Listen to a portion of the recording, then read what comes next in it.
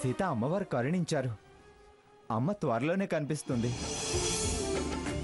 త్వరలో అమ్మ marriage day ఉంది కదా, ఆ రోజు కల్లా అమ్మని కలవాలి.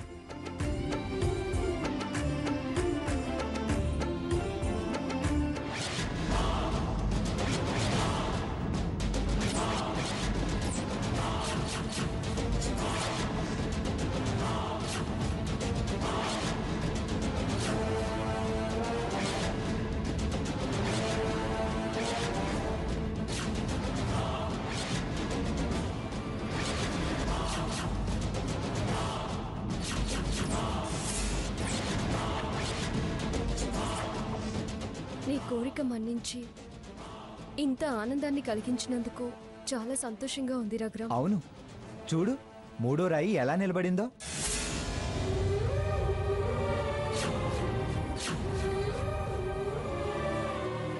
అవును రఘురామ్, నేను పెట్టిన 3 రాళ్ళు కూడా అలాగే నిలబడ్డాయి.